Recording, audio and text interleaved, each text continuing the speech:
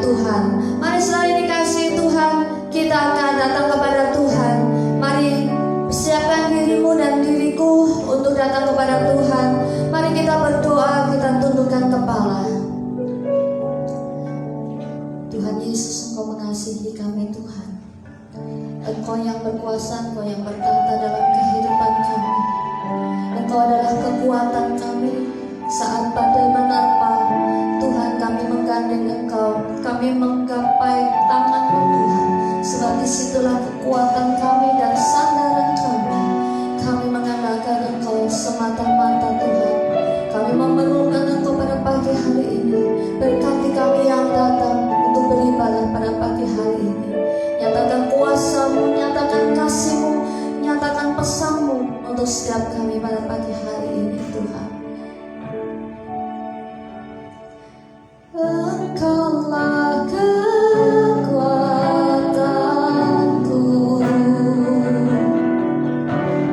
tempat perlindunganku saat badai menerpa.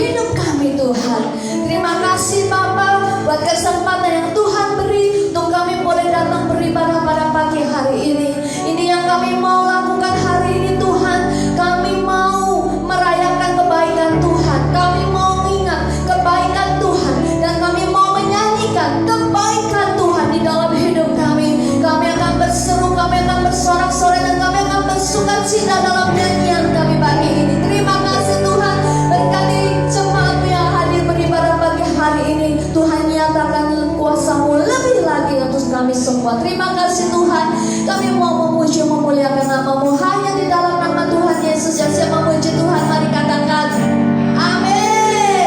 Sekali lagi ada shalom. Puji Tuhan, kekuatan Tuhan beribadah pagi hari ini karena Tuhan Yesus baik untuk kita semua. Amin. Di hadapan kemegahan-Mu.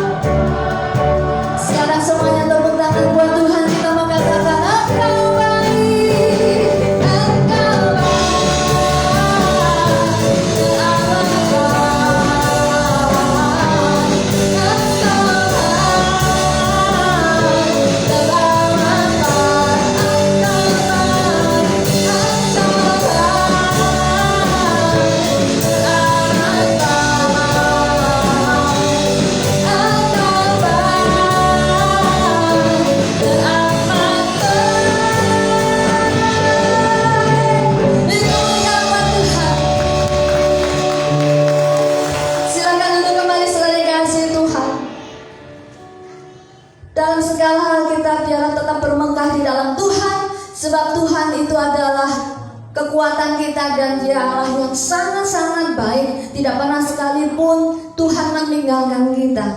Baik pada waktu kita ada di lembah ataupun kita ada di gunung, di tengah badai yang berat sekalipun dalam hidup kita, Tuhan tetap menyertai. Amin. Kita butuh firman-Nya hari ini, saudara. Mari kita mau datang kepada Tuhan. Bila apapun firman yang Tuhan katakan kepada kita, mari kita terima dengan segenap hati kita. Firman-Mu berkata, Kau besertaku,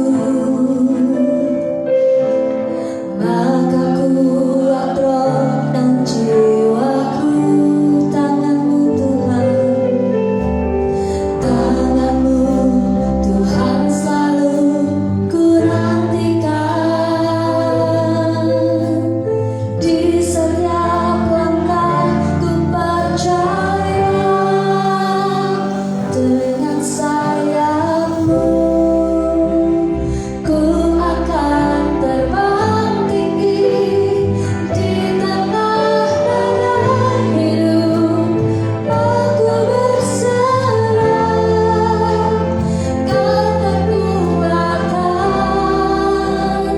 dan perlindungan bagiku, pertolonganku di tempat maha tinggi. Tanganku, aku berserah, kan ku nantikan. Kau yang ku sembah, Yesusku, Rajaku. Siapa yang mau berserah kepada Tuhan hari ini, angkat tanganmu. Siapa yang mau menantikan Tuhan hari ini, angkat tanganmu di hadapan Tuhan. Mari kita serahkan hati kita untuk Tuhan mengolah hati kita melalui firman-Nya. Kita katakan, firman-Mu berkata, firman-Mu berkata, Kau besertaku, maka kuat roh dan jiwaku. Tangan Tuhan, tangan-Mu Tuhan selalu ku nantikan. Di setiap langkah ku percaya, dengan sayap-Mu ku akan terbang tinggi di tengah badai hidup. Aku berserah, Kau nantikan. Kau yang ku sembah, Yesusku, pertolonganku di tempat maha tinggi.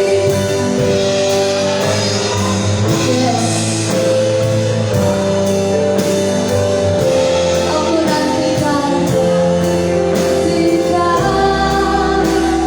Kau yang ku sembah, Yesusku, Rajaku. Kau nantikan, Kau yang ku sembah, Kau nantikan.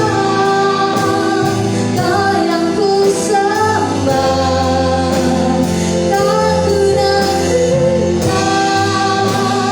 Kau yang ku sembah, Yesusku,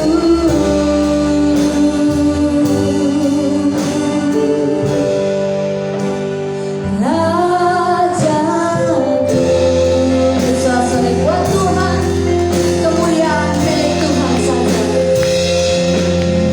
Mari kita tundukkan kepala, kita berdoa. Tuhan yang baik, di dalam nama-Mu Tuhan Yesus, Kami mengenal kebaikan Tuhan, kami mengenal kasih Bapa. Di dalam nama Tuhan Yesus jugalah kami mendapatkan keselamatan yang kekal. Dan di dalam namamu Tuhan jugalah Yesus Kristus Tuhan kami. Kami belajar mengerti rencana serta kehendak Tuhan di kehidupan kami.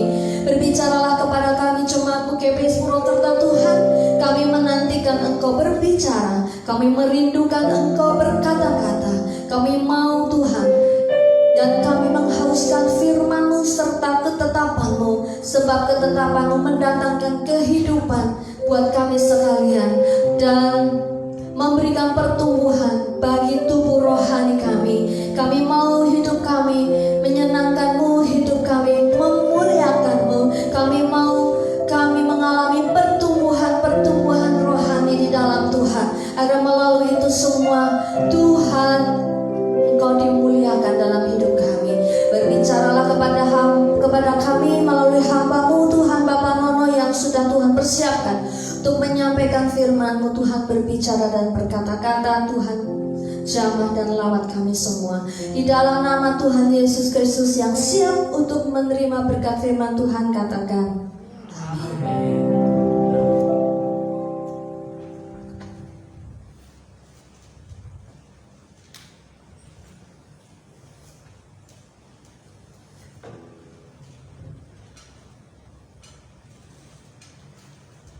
Shalom. Selamat pagi. Apa kabar? Luar biasa. Ibu bapak saudaraku yang dikasih Tuhan, hari ini kita akan membaca renungan kita dari Kitab Hakim-Hakim pasal yang ke-11. Kitab Hakim-Hakim pasal yang ke-11.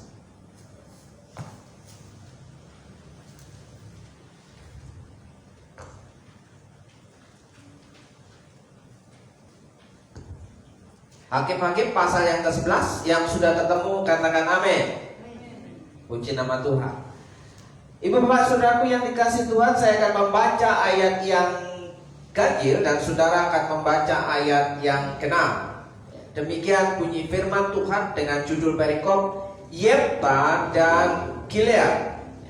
Adapun Yefta, orang Gilead itu adalah seorang pahlawan yang gagah perkasa, tetapi ia seorang perempuan sundal. Ayah Yefta ialah Gilead.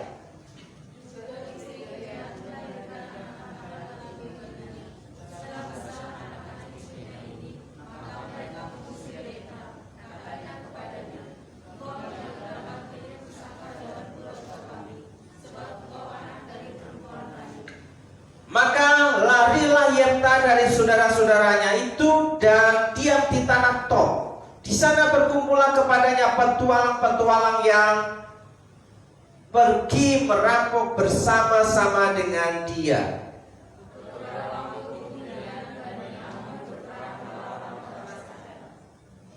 Dan ketika Bani Ammon itu berperang melawan orang Israel, pergilah para tua-tua Gilead menjemput Yefta dari tanah Tob.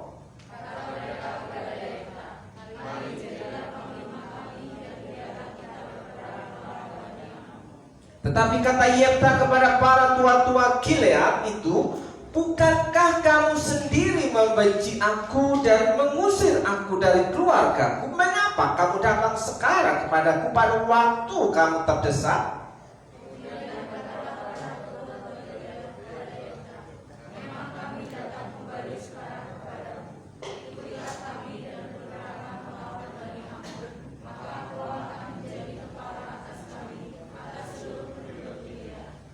Kata Yefta kepada para tua-tua Gilead, jadi jika kamu membawa aku kembali untuk berperang melawan Bani Ammon dan Tuhan menyerahkan mereka kepadaku, maka akulah yang akan menjadi kepala atas kamu.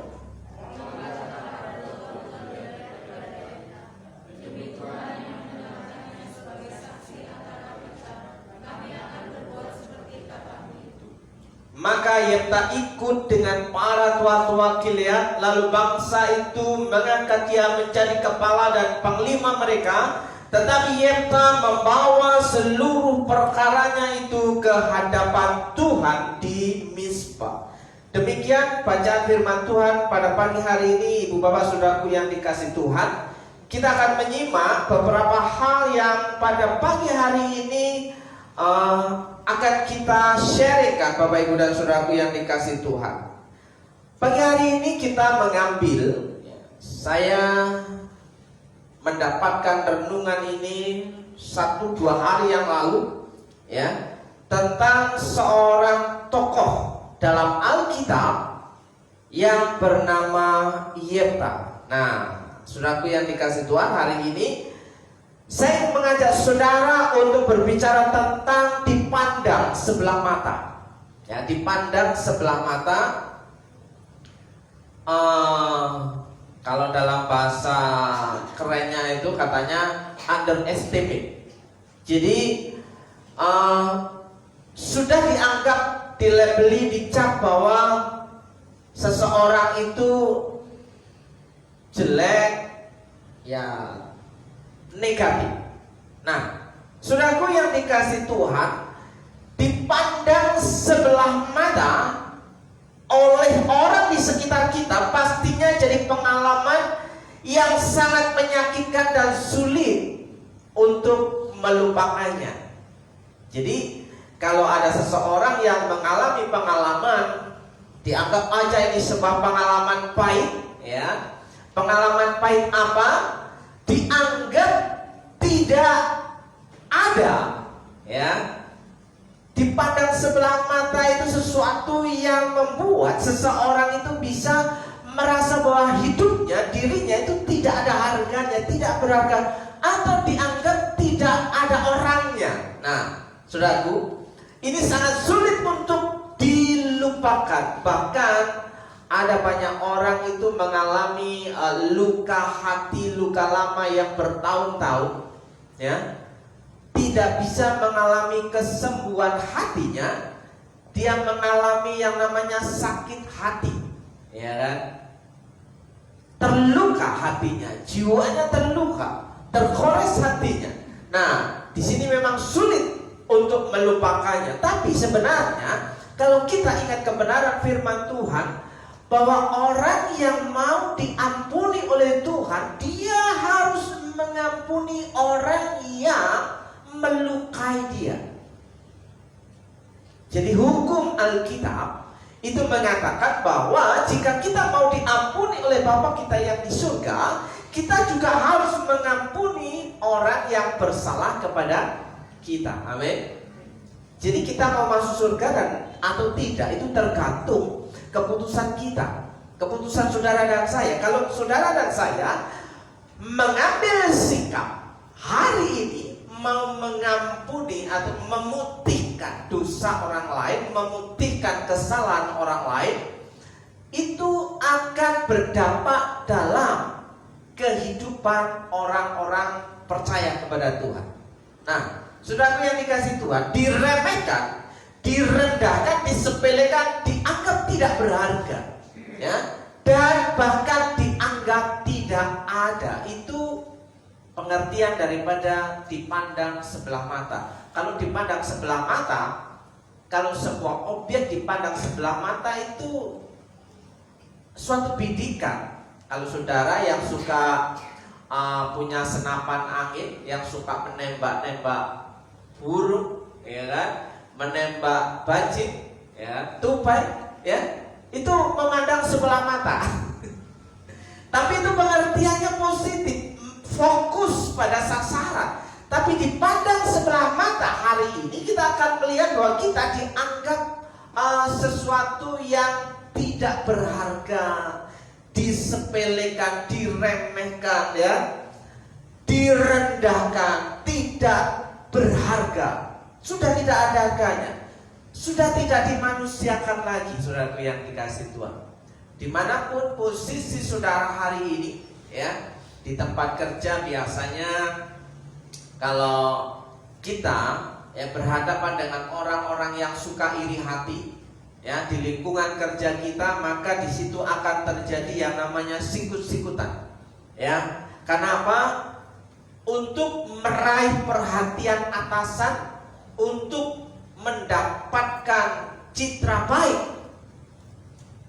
kepada atasan kita, itu ada banyak orang melakukan banyak hal, banyak cara yang maupun baik maupun tidak baik, mau benar maupun tidak benar, dia akan lakukan itu demi mendapatkan posisi dan jabatan. Nah, saudaraku, apakah hidup orang percaya harus melakukan hal yang demikian untuk mendapatkan citra baik, untuk mendapatkan posisi, untuk mendapatkan promosi? Apakah kita harus menjatuhkan orang lain? Ya. Ketika kita dianggap sebelah mata oleh seseorang, apakah kita akan melakukan pembalasan? Nah, seringkali naturnya orang yang berdosa itu ketika dianggap sebelah, dia tidak terima, dia akan tersinggung, saudaraku. Siapapun itu, jika gambar dirinya belum beres, jika gambar diri seseorang di dalam Tuhan itu belum beres, ya, masih lubang-lubang gambar dirinya, yang masih robek sebelah gambar dirinya, karena belum tuntas di dalam Tuhan, maka dia akan tersinggung dan melakukan pembalasan. Ya, bukan lagi pembalasan adalah hakku, kata firman Tuhan. Ya, tapi pembalasan adalah hakku huruf kecil. Padahal dalam Alkitab pembalasan itu adalah haknya Tuhan. Nah, saudaraku yang dikasih Tuhan, orang-orang yang diremehkan, orang-orang yang direndahkan, orang-orang yang disepelekan, yang dianggap tidak berharga, dan bahkan dianggap tidak ada, walaupun orangnya ada, itu memiliki potensi, ya, dibutuhkan oleh orang yang meremehkan itu.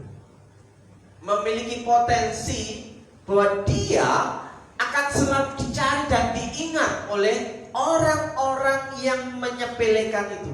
Akan diingat suatu kelak bahwa orang yang disepelekan itu, jika dia punya pandangan yang benar di hadapan Tuhan, maka dia akan mengalami peningkatan levelnya dalam hidupnya. Dia akan grade-nya naik level. Dia akan memupuk dirinya menjadi orang yang spesial.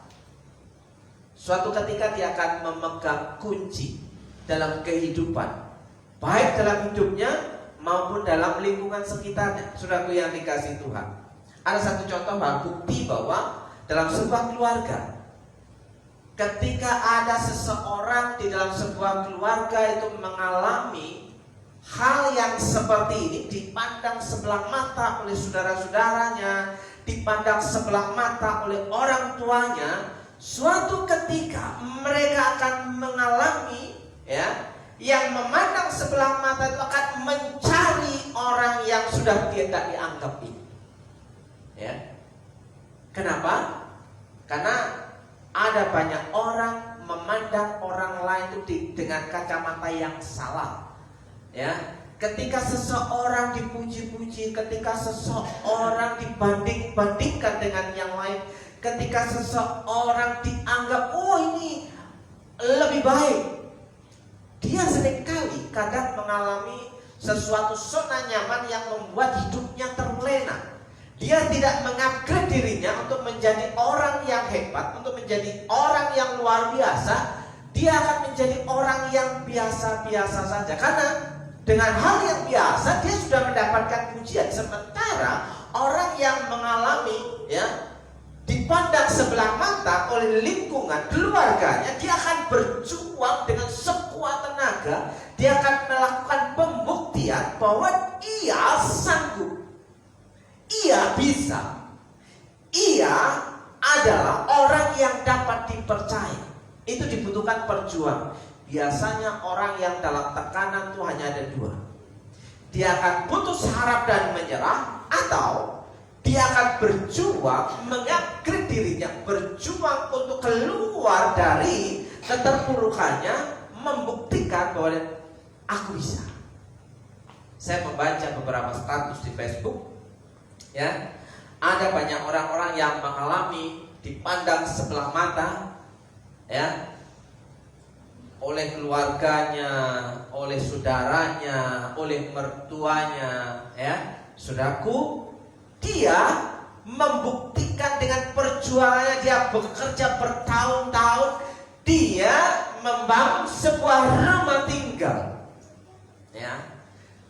Dia berkata, sudah sekian puluh tahun atau sekian tahun perjuanganku tidak sia-sia, ya, dengan memotret hasil kerja kerasnya itu, saudaraku. Selama bertahun-tahun merantau di negeri orang, ya, berjuang demi anak-anaknya, ya. Dia pandang bahwa ini yang bisa, ya. Ada lagi yang menulis dalam statusnya, ya, baik di Facebook maupun di TikTok maupun di WA-nya, dia sudah 11 tahun. Wah, dia videokan nih hasil jerih lelahnya. Ada rumah, ada mobil, ada motor, ada pekerjaan, bahkan ada uang pun didokumentasikan, saudaraku. Itu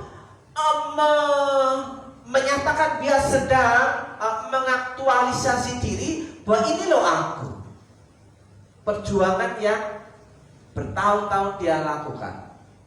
Apakah orang Kristen juga akan melakukan hal yang sama? Apakah harus melakukan pembuktian bahwa kita bisa, tanpa harus melakukan grand opening, ya, soft opening, pembukaan, dipublikasikan, ini loh aku. Tanpa begitu, banyak orang akan tahu bahwa ia adalah orang yang ulet, orang yang berjuang dalam hidupnya dan pekerjaan. Makanya ketika dipandang sebelah mata oleh orang lain, seringkali orang-orang yang seperti itu punya potensi, dialah yang akan menjadi penopang hidup, ya.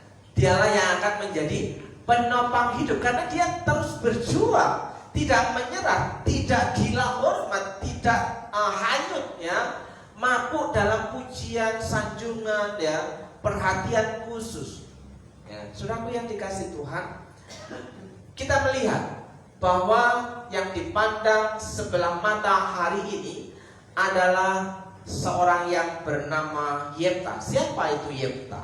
Yefta adalah anak seorang perempuan sundal. Perempuan sundal dalam terjemahan yang lain itu anak seorang pelacur, atau dengan kata lain anak seorang wanita susila, atau dengan kata lain anak seorang pekerja seks komersil, atau dengan kata lain anak perempuan jalan. Itu Yefta. Sementara apakah ini anak sah? Ya, Alkitab mencatat bahwa Yefta itu ayahnya bernama Gilead. Nah, telah diketahui identitas bapaknya, namanya Gilead. Ya, Gilead ini sudah punya istri, saudaraku yang dikasih Tuhan. Tapi suka jajan. Ya, Gilead ini sudah punya istri, tapi dia suka jajan. Buktinya Gilead ini menghamili seorang perempuan sundal. Artinya dia pergi ke tempat-tempat yang seperti itu, saudaraku yang dikasih Tuhan, dan menghasilkanlah seorang anak yang bernama Yefta.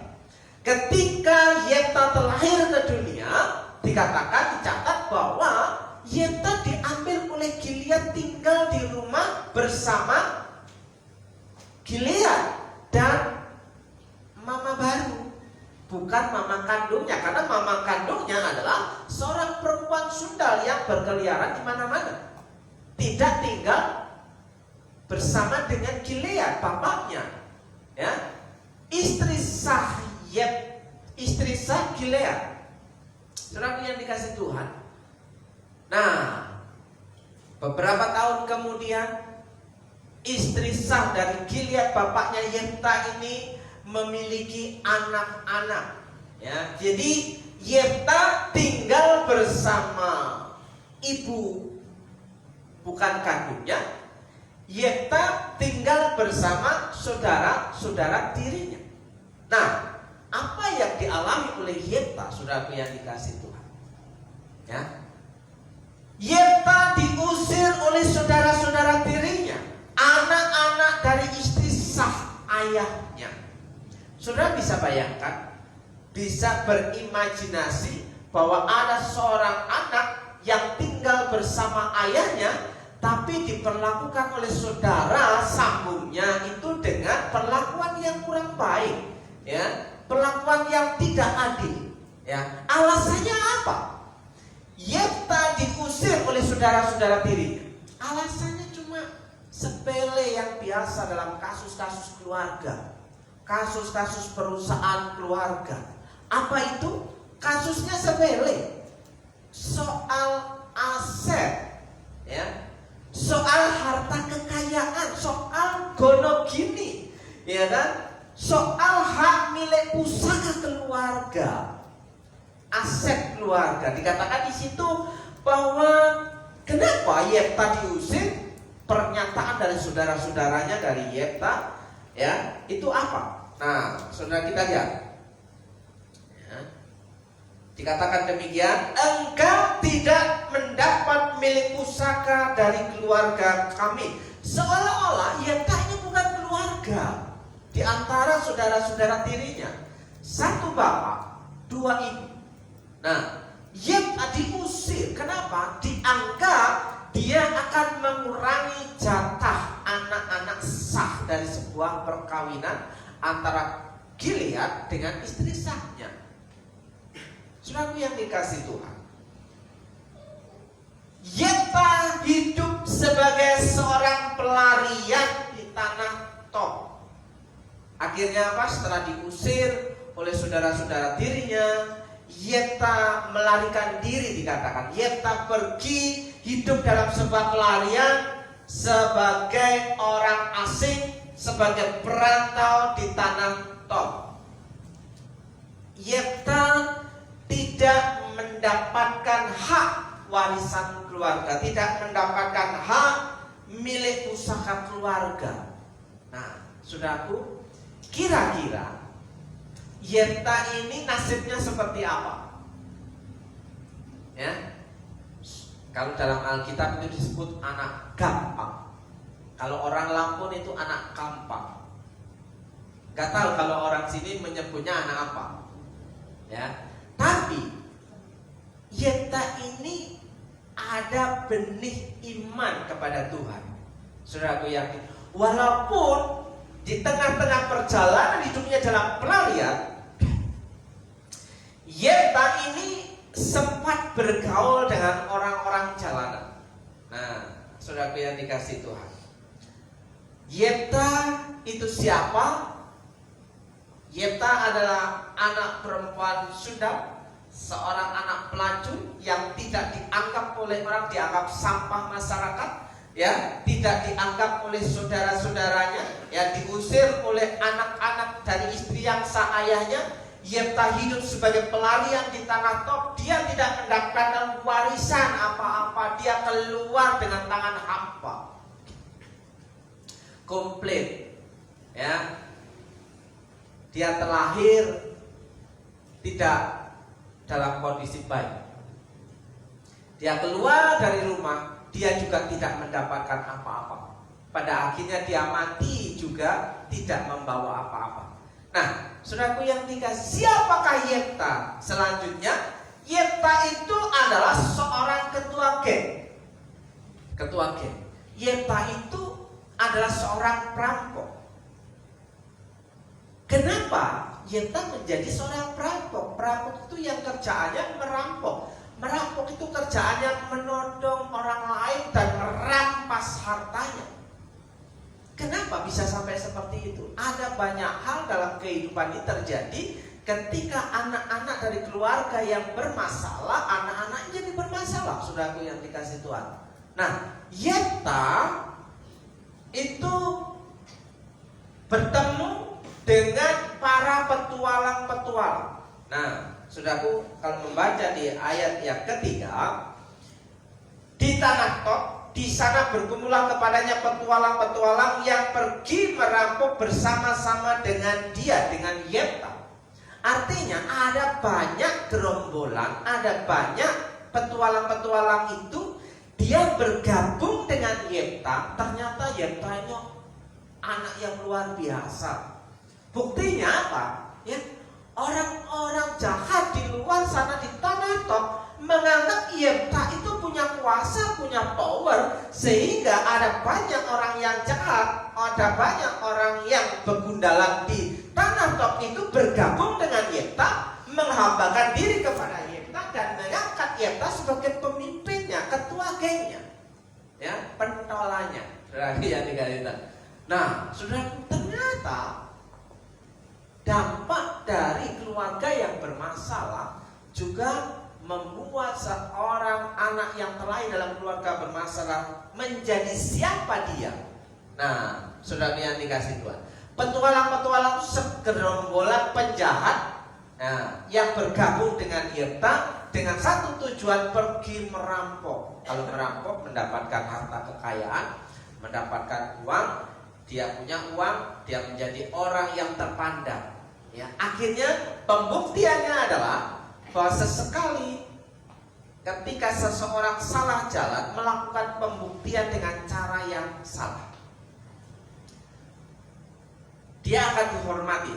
Buktinya Yefta dihormati oleh para penjahat, oleh segerombolan penjahat, oleh para petualang, oleh para begundal-begundal yang ada di kota Tob. Ya. Mereka adalah perampok-perampok amatiran yang tidak ada pemimpinnya, tapi mereka mau bergabung dengan Yefta. Yefta orang Gilead itu adalah seorang pahlawan yang gagah perkasa. Ayat yang pertama dinyatakan bahwa Yefta itu disebut sebagai seorang pahlawan yang gagah perkasa, seorang prajurit yang gagah berani. Dampak dari keluarga, dampak dari sesuatu yang dia alami oleh Yefta membuat dia tidak mengalami ketakutan untuk hidup. Ya, pokoknya dia harus bisa. Ya, dia harus hidup. Dia harus berani hidup di tanah Tob, ya, di tanah perantauan. Ya, kalau nggak berjuang, kemungkinan Yefta ya tidak menjadi orang yang gagah perkasa.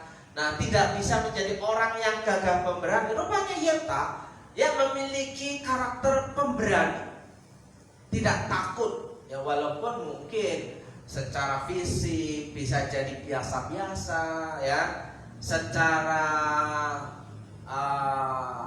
penampilan juga bukan penampilan ya orang yang berada. Kenapa? Hidup di tanah rantau tidak membawa apa-apa, ya, hanya modal tangan dan kakinya. Maka dia memiliki mental pemberani, ya, menjadi prajurit yang gagah berani, menjadi seorang pahlawan yang gagah perkasa. Ini fakta hidup Yefta, ya, orang yang dipandang sebelah mata oleh keluarganya, oleh saudara-saudaranya, dan ayahnya tidak berkuasa untuk melakukan kebijakan, untuk melakukan tindakan terhadap anak-anaknya.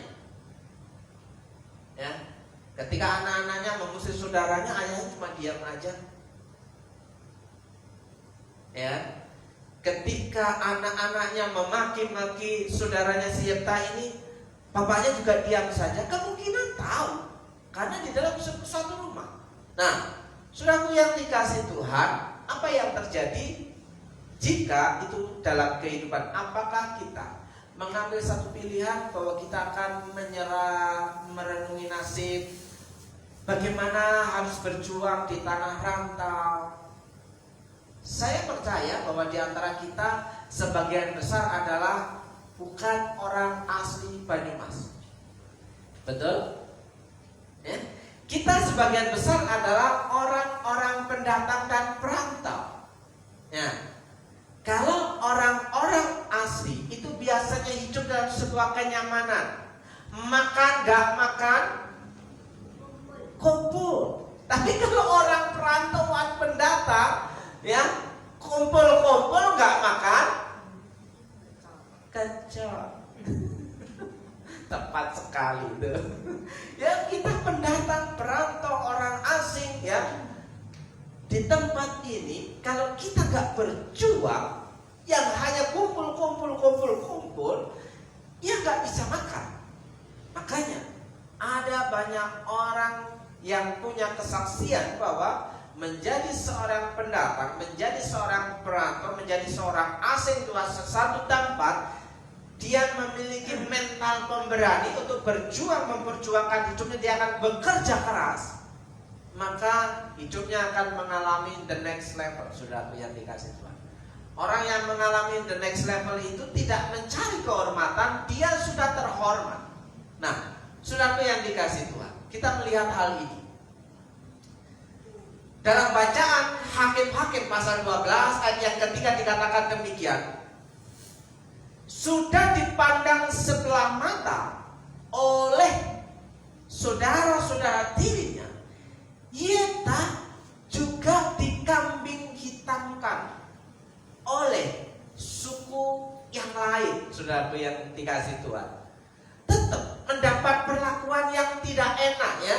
Di sini dikatakan Hakim-Hakim 12 ayat ketiga, ketika kulihat bahwa tidak ada orang yang datang menyelamatkan aku, maka aku mempertaruhkan nyawaku dan aku pergi melawan Bani Amon. Ketika Yefta diangkat oleh Bani Gilead untuk berperang melawan bangsa Amon, ya, di situ suku yang lain, ya, pura-pura tidak dengar, pura-pura tidak tahu, sehingga suku yang lain ini disebut, dikatakan pasal 12 itu suku Efraim. Suku Efraim itu masih saudara dengan suku-suku yang lain. Di antaranya ada 12 suku Israel, saudaraku. Suku Efraim ini komplain kepada Yefta. Kenapa ketika kamu berperang melawan Bani Amon, kamu tidak senggol-senggol aku? Kenapa kamu tidak laporan ke aku? Kenapa kamu tidak panggil aku untuk bersama-sama memerangi Bani Amon? Nah, biasanya dalam sebuah keluarga akan fenomena itu terjadi, ya. Sebenarnya tahu tapi pura-pura tidak tahu, ya, pura-pura buta, ya, pura-pura tuli, pura-pura tidak dengar, padahal tahu dan mendengar bahwa kabar bahwa Yefta itu dipanggil oleh tua-tua Gilead untuk berperang melawan Bani Amon. Seluruh Gilead itu memperkatakan hal yang sama, bahwa mereka mengangkat Yefta, tapi suku Efraim pura-pura tidak mendengar, pura-pura tidak melihat, sehingga dia datang kepada Yefta, mempersalahkan Yefta lagi. Pokoknya Yefta ini pada posisi tidak pernah dianggap, ya, tidak pernah dianggap, pada posisi yang tidak enak. Yefta ini posisinya selalu tidak enak, ya, terlahir dari seorang ibu yang tidak dinikahi secara sah, terlahir dari seorang ibu yang hidupnya di jalanan, terlahir tinggal bersama keluarga bapaknya, tapi tidak disenangi sama saudara-saudaranya, diusir dari rumah bapaknya, tinggal dalam perantauan dan menjadi seorang penjahat. Tapi ketika itu terjadi, Yefta hidupnya menjadi terlatih menjadi seorang pemberani, saudaraku yang dikasih Tuhan. Tapi juga tetap mengalami hal yang berkelanjutan pada posisi yang tidak ada. Apapun keputusan yang dikerjakan Yefta, maka ia tetap pada posisi dipersalahkan dan dihakimi. Sudah dipersalahkan, dihakimi, dan mau dihabisi. Saudara membaca Hakim-Hakim pasal 12 ayat yang pertama, di situ dikatakan demikian, ya, kami akan membakar rumahmu bersama-sama kamu. Wah, tadinya cuma diusir oleh saudara-saudara dirinya, tapi di sini oleh saudara sesuku yang lain dikatakan kami akan membakar rumahmu bersama-sama dengan kamu. Wah, pahit. Kalau itu terjadi di rumah kita, kira-kira gimana rasa hati kita, perasaan kita diperlakukan pada posisi yang selalu tidak enak, dipersalahkan, dihakimi, bahkan mau dihabisi, dianggap tidak ada. ini pengganggu, ini pengganggu, ini pengganggu. Nah, saudara, yang kedua di sini, posisi yang tidak enak itu posisi yang tidak disukai saudara, baik saudara tirinya, ya, satu bapak beda ibu, maupun tidak disukai oleh saudara suku yang lain. Saudara yang dikasih pada posisi yang tidak enak. Tapi di situ Yefta memiliki satu pernyataan. Ketika dia harus berjuang dalam peperangan, sekalipun aku harus mati. Ya, saudara membaca di situ. Sekalipun aku harus mati. Ketika kulihat bahwa tidak ada datang menyelamatkan aku, sekalipun aku harus mati, maka aku mempertaruhkan nyawaku dan aku pergi melawan Bani Amon, dan Tuhan, dia membawa nama Tuhan. Jika kita hari ini dipandang, dianggap sebelah mata oleh orang lain, oleh keluarga, ya, di sini sebut nama Tuhan, ya. Dan Tuhan menyerahkan mereka ke dalam tanganku. Punya iman kepada Tuhan itu adalah satu-satunya andalan dalam kehidupan Yefta, saudara yang dikasihi Tuhan. Nah, tidak pernah dianggap, dipandang sebelah mata oleh orang lain itu sesuatu yang biasa. Tapi yang luar biasa itu adalah dipandang berharga di mata Tuhan. Saudara membaca dalam Alkitab bahwa orang yang percaya kepada Tuhan itu dianggap engkau berharga di mataku. Sekali lagi, engkau berharga di mataku. Berharga di mataku itu sampai dibayar lunas. Ya, dengan apa? Dengan darah Yesus di kayu salib. Yesus sampai harus mati untuk menebus saudara dan saya yang dianggap berharga oleh Tuhan. Jadi kalau Alkitab mencatat bahwa kita yang percaya kepada Tuhan dianggap berharga oleh Tuhan, berarti punya potensi untuk menikmati berkat pemeliharaan Tuhan. Kalau orang dunia dikenal dengan keberhasilan, orang dunia dikenal dengan kesuksesan, karena orang dunia dikenal dengan sesuatu yang dianggap punya sesuatu dalam hidupnya. Ya, tapi di sini jika kita punya Tuhan, kita adalah orang-orang yang berharga di hadapan Tuhan. Kita, saudara dan saya punya potensi untuk menjadi orang-orang pemberani yang gagah perkasa. Amin. Gagah berani menampaki kehidupan yang sulit. Jadi bisa keluar dari keterpurukan. Nah, saudaraku yang dikasihi Tuhan, di dalam Hakim-Hakim 11 ayat 7, tetapi kata Yefta kepada para tua-tua kita, bukankah kamu sendiri membenci aku dan mengusir aku dari keluargaku? Ternyata suku Gilead, Bani Gilead, keturunan Gilead, Yefta tidak lupa luka lamanya keluar. Ya, Yefta teringat kembali beberapa tahun yang silam bahwa aku pernah diusir oleh kalian, pernah diusir, dianggap tidak berharga oleh saudara-saudaranya di situ. Ya, bukankah kamu sendiri membenci aku? Yefta adalah orang yang dibenci. Ya, dan mengusir aku dari keluarga. Mengapa kamu datang sekarang kepadaku pada waktu kamu terdesak? Pada waktu terdesak, seringkali orang akan melihat kembali siapa di kanan kirinya yang bisa dipandang untuk bisa menolong hidupnya. Itu suku Gilead, saudaraku yang dikasih Tuhan. Nah, ibu bapak saudaraku yang dikasih Tuhan, bagaimana seseorang yang tak pernah dianggap, yang dipandang sebelah mata itu mengalami nasib baik, mengalami promosi Tuhan. Ya, kita lihat di sini. Ya, promosi Tuhan itu datang. Ya. Promosi Tuhan itu datang, promosi datang dari Tuhan itu ketika dibutuhkan orang lain pada waktu mereka terdesak. Jadi saudaraku, kita punya kesempatan jika ada orang yang terdesak, jika ada orang yang kesusahan, jika ada orang yang menderita, jika ada orang yang sedang ribet hidupnya, datang dalam hidup saudara dan dia meminta tolong dalam kehidupan saudara, maka di situ adalah ciri-ciri bapak ibu saudara sedang mau masuk dalam promosi Tuhan.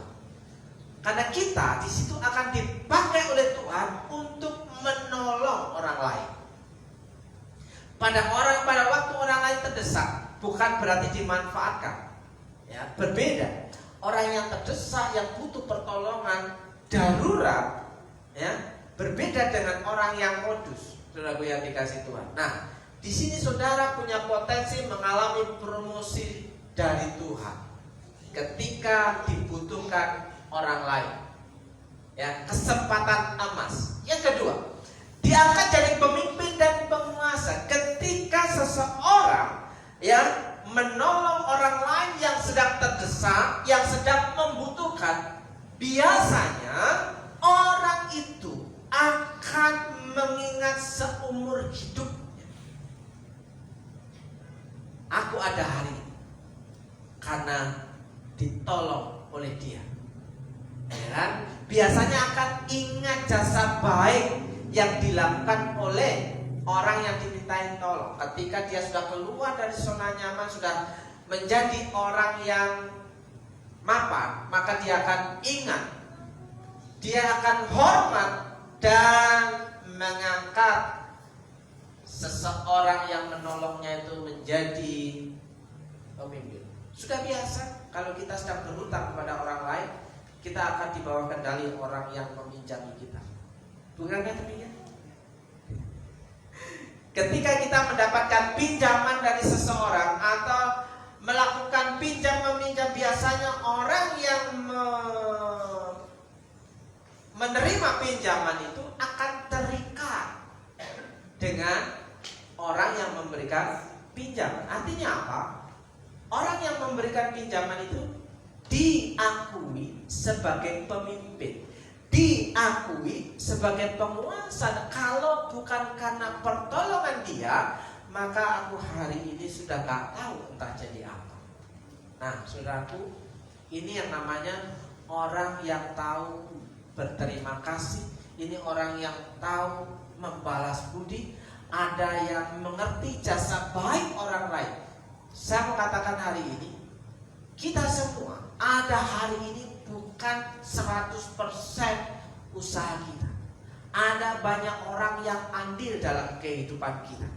Ya, ada banyak orang yang andil dalam kehidupan kita. Entah siapa yang pernah berjumpa dengan kita, ya, dia memiliki andil dalam kehidupan kita. Kita tidak boleh menyombongkan bahwa ini atas hasil usahaku, saudara.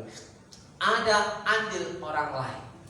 Nah, yang ketiga, tetap ingat dan mengandalkan Tuhan. Orang yang siap dipromosikan Tuhan, dia akan tetap ingat dan mengandalkan Tuhan. Saudaraku yang dikasih Tuhan, ada banyak orang ingin dipelihara oleh Tuhan. Ada banyak orang ingin diperhatikan oleh Tuhan, tapi ada banyak orang sering melupakan Tuhan. Bagaimana mungkin, ya, Tuhan akan melakukan hal baik dalam kehidupan seseorang jika orang itu tidak mau melakukan hal baik kepada Tuhan? Apakah Tuhan meninggalkannya? Enggak sebenarnya.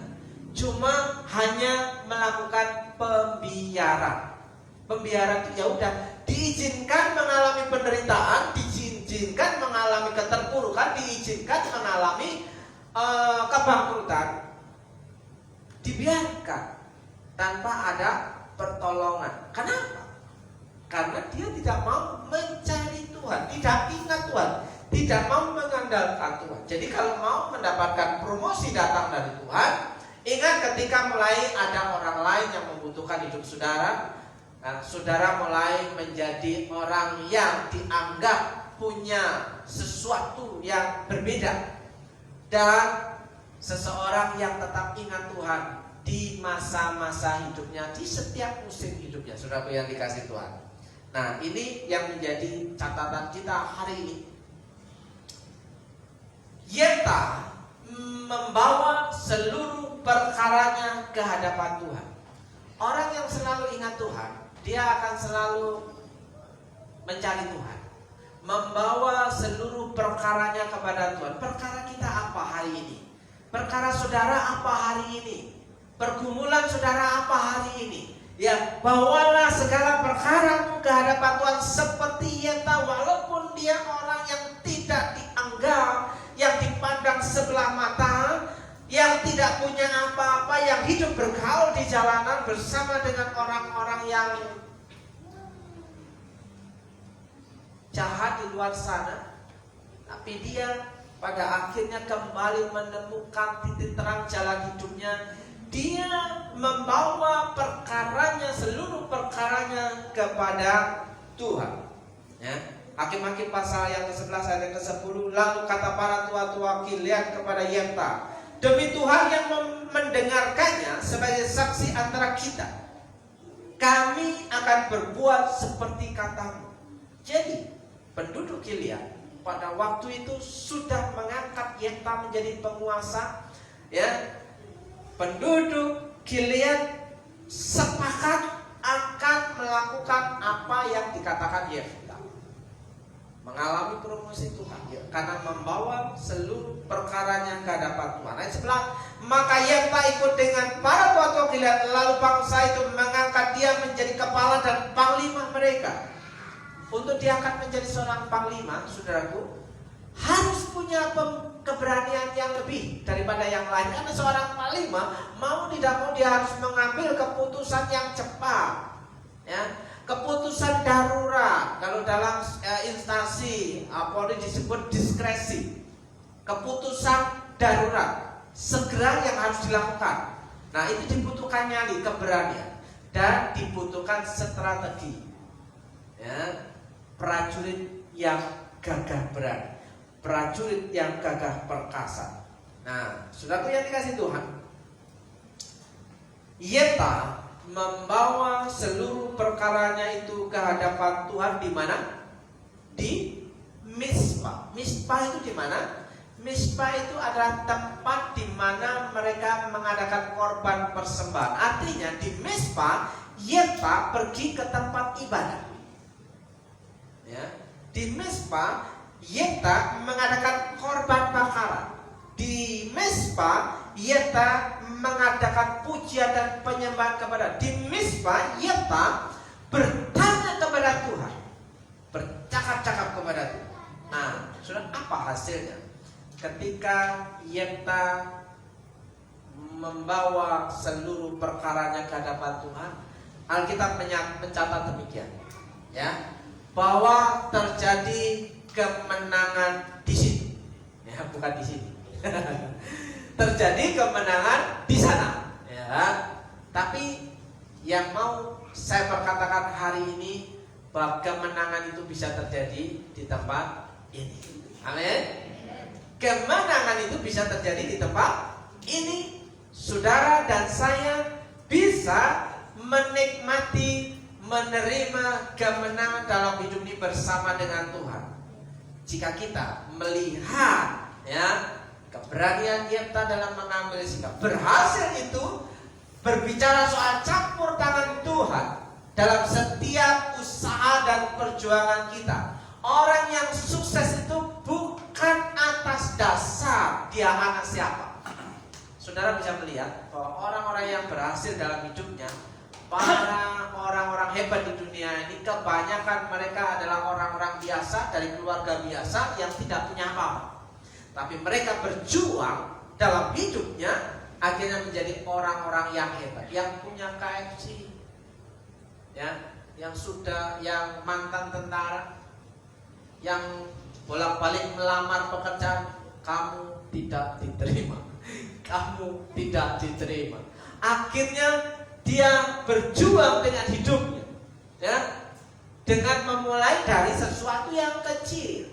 Begitu juga ada seorang tokoh yang lain adalah yang bernama Bob Sadino.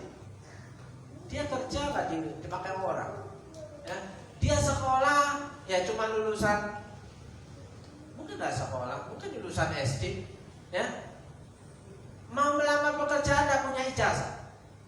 Apa yang dilakukan? Dia mulai jualan telur. Jualan telur itu untungnya berapa? Ya, jualan telur harganya berapa? Kalau sekarang telur punya harga berapa? Oh, udah lupa dia. 25. Ya, kalau telur dijual harga 25, kalau kita beli 24.500, untungnya berapa? Resiko pecah satu ada untung Gak ada untung. Tapi Bob Sadino punya strategi. Ya, ketika ada yang komplit, ya, ada yang busuk telurnya 1, dia akan datang gantikan 2. Ada yang busuk 2, dia akan datang gantikan 4. Begitu yang terjadi. Akhirnya iklan dari mulut ke mulut dialami oleh Bob Sadino, saudara. Maka dia punya menulis buku Belajar Menjadi Goblok. Ya, kan keren. Kok goblok belajar juga? Ternyata betul. Di situ orang goblok itu tidak banyak mikir yang panjang jauh. Pokoknya yang dia tahu itu, ya, dia akan kerjakan dengan serius dan dia akan ulet di situ sampai membuahkan hasil. Buktinya dari jualan telur keliling itu, dia menjadi orang hebat. Karyawannya bahkan S1, S2, dia S0. Ya, orang goblok yang mempekerjakan orang berpendidikan. Itu Bob Sadino. Nah, ada banyak tokoh-tokoh yang lain yang menjadi orang-orang hebat. Kemenangan itu terjadi di sana ketika zaman Yefta. Kemenangan itu bisa terjadi di sana pada orang-orang yang berjuang dalam hidupnya. Kemenangan itu bisa terjadi di sini jika kita mau tetap bangkit dari keterpurukan, punya keberanian, saudara. Ya, berhasil bukan berbicara soal saudara anak siapa, anak keluarga kaya. Banyak anak keluarga orang kaya yang tidak bisa mengelola harta warisannya, akhirnya menjadi orang yang bangkrut. Tapi ada banyak orang yang biasa bisa, yang berjuang, dia hidupnya berhasil dan menjadi berkat bagi banyak orang. Ya, kemenangan itu bisa terjadi jika ada roh Tuhan menghinggapi Yefta. Ada roh Tuhan yang menguasai Yefta. Jadi orang bisa on fire, orang bisa semangat, orang bisa tidak patah semangat itu kalau ada roh Tuhan yang menguasai hidupnya. Apakah kita hari ini sedang berserah kepada Tuhan? Peganglah tanganku Roh Kudus. Pak Peter maju. Ya. Supaya terjadi kemenangan di tempat ini. Kemudian Yefta, ya, berjalan terus untuk berperang melawan Bani Amun. Orang yang dihinggapi oleh roh Tuhan, dikuasai oleh roh Tuhan, dia diberi kemampuan untuk berjalan terus untuk berperang, berjalan terus untuk berjuang, dan akhirnya Tuhan menyerahkan mereka ke dalam tangan Yefta. Kemenangan terjadi dalam kehidupan Yefta. Apakah kita juga akan mengalami hal yang sama?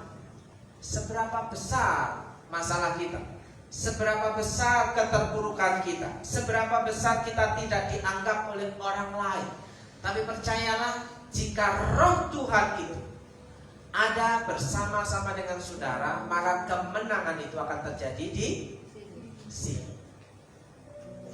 Untuk saudara yang percaya kepada, jangan sekali-kali melupakan Tuhan. Mungkin kita merasa bahwa pertolongan Tuhan itu terlalu lama, tapi percayalah, ada Tuhan yang besar dalam hidup kita. Roh Kudus hadir di sini. Yang pegang tangan sampai lupa.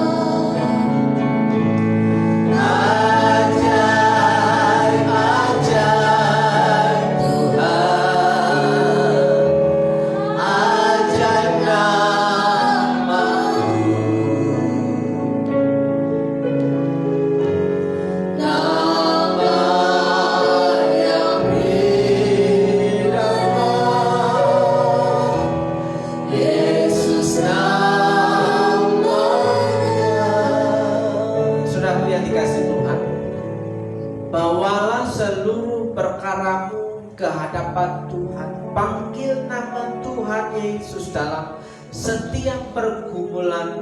Mungkin hari-hari ini engkau mengalami kesehatan yang buruk. Mungkin hari-hari engkau sedang mengalami keuangan yang buruk. Mungkin hari-hari sedang mengalami situasi kerja yang tidak mengenakan. Mungkin hari-hari engkau sedang mengalami dipandang orang lain tidak ada apa-apanya. Tapi milikilah benih iman. Panggil nama Tuhan. Bawa seluruh perkaramu di hadapan Tuhan. Maka Tuhan yang akan bertindak atas itu. Terima kasih Tuhan Yesus. Pada hari ini kami percaya bahwa Engkaulah Allah yang mulia, Allah yang perkasa, yang sanggup menolong setiap umat-Mu hari ini yang datang kepadamu dengan seluruh pergumulannya. Diserahkan kepadamu Tuhan dalam berkat nama Yesus. Dan pertolongan Tuhan itu disegerakan dalam kehidupan umat.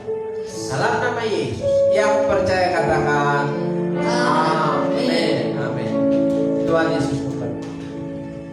Puji nama Tuhan, kita sudah diberkati dengan firman-Nya, dan biarlah pada saat ini kita akan memberi yang terbaik buat pekerjaan Tuhan di tempat ini. Mari saudaraku, kita mempersiapkan diri, dan para petugas juga silahkan untuk bersiap-siap. Kita akan bawa setiap persembahan kita di hadapan Tuhan dalam doa. Mari kita tundukkan kepala. Bapa yang baik, Bapa di dalam nama Tuhan Yesus, kami mengucap syukur buat berkat-berkat Tuhan yang melimpah dalam hidup kami. Dan kami mau memberikan yang terbaik buat Tuhan melalui persembahan kami pada pagi hari ini.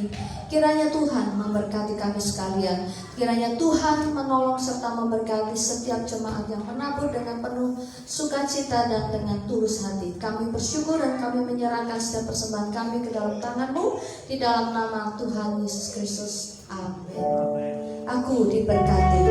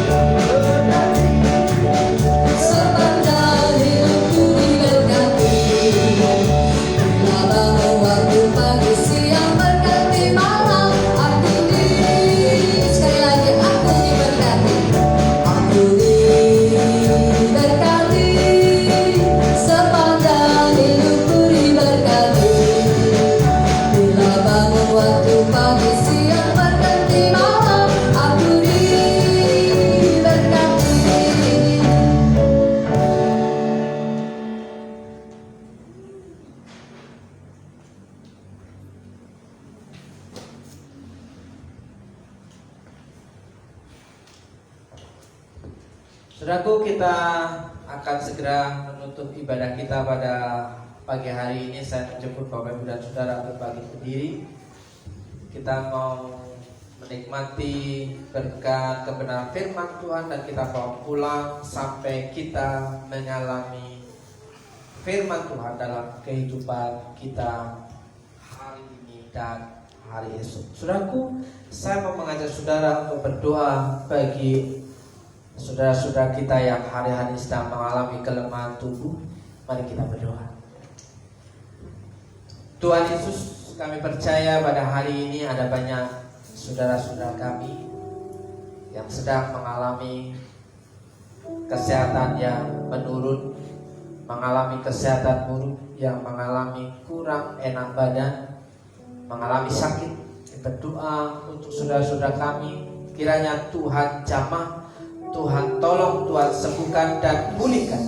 Jadikan saudara-saudara kami yang sedang sakit hari ini mengalami kesembuhan. Berdoa untuk Bu Sriati, berdoa untuk Bu Darsono, berdoa untuk Tante Hani, berdoa untuk Pak Kianto, Bu Kianto, berdoa untuk Oma Lukas. Kiranya Tuhan memberikan kesehatan dalam hidupnya, pemulihan dalam hidupnya, sehingga mengalami suasana hati yang sukacita, damai sejahtera, yang membuat tubuhnya menjadi sehat dan kuat. Bila pada pagi hari ini Tuhan menjaga, merawat, memelihara saudara-saudara orang tua kami yang sedang mengalami kesusahan, kelemahan tubuh, sakit penyakit, Tuhan tolong dalam berkat nama Yesus. Kami percaya bahwa Tuhan sedang bekerja untuk orang-orang yang tetap mengingat Tuhan, mempercayai Tuhan, dalam berkat nama Tuhan Yesus. Terima kasih Tuhan. Kiranya Tuhan juga memberikan pertolongan buat saudara-saudara kami yang hari ini datang kepada Tuhan dengan seluruh pergumulannya. Tuhan jawab satu persatu, Tuhan tolong satu persatu, Tuhan lepaskan mereka dari keterpurukan dan masalah dalam kehidupannya. Mereka diberikan kekuatan untuk keluar mengalami kemenangan dalam kehidupannya, dalam berkat nama Tuhan Yesus. Kami percaya bahwa orang-orang yang percaya kepada Tuhan, mengandalkan Tuhan, akan mengalami berkat-berkat yang tidak lazim dalam hidupnya. Berkat yang tidak terduga itu diperintahkan mendampingi orang-orang yang percaya kepada Tuhan. Sementara ada banyak orang yang hari ini sedang melakukan tugas pekerjaannya, Tuhan melindungi dan menjagai dalam nama Tuhan Yesus. Terima kasih Tuhan, terima kasih. Saudaraku yang dikasih Tuhan, mari kita pulang dengan menerima berkat kebenaran firman Tuhan. Terimalah doa berkat untuk saudara. Jika kau baik-baik mendengarkan suara Tuhan Allahmu dan melakukan dengan setia segala perintahnya yang kusampaikan kepadamu pada hari ini, maka Tuhan Allahmu akan mengangkat engkau di atas segala bangsa di bumi. Segala berkat ini akan datang kepadamu dan menjadi bagianmu jika engkau mendengarkan suara Tuhan Allahmu. Dalam berkat nama Yesus, Tuhan memberkati engkau dan melindungi engkau. Tuhan menyinari engkau dengan wajahnya dan memberi engkau kasih karunia. Tuhan menghadapkan wajahnya kepadamu dan memberi engkau damai sejahtera. Dalam berkat nama Yesus, Tuhan memberkati hidupmu, Tuhan memberkati keluarga dan rumah tanggamu, Tuhan memberkati pasanganmu, Tuhan memberkati anak-anakmu. Dalam berkat nama Yesus, berkat yang baru diperintahkan mendatangi hidup dan keluarga dan pekerjaan. Tuhan memberkati usaha pekerjaan untuk membuatmu. Dalam berkat nama Yesus, orang-orang yang tetap mengandalkan Tuhan dalam hidupnya, dia akan mengalami keberuntungan demi keberuntungan. Dalam berkat nama Yesus, diberkati pekerjaanmu, usahamu, warungmu, dan tubuhmu. Dalam nama Yesus, yang percaya bahwa Allah kita adalah Allah yang besar, katakan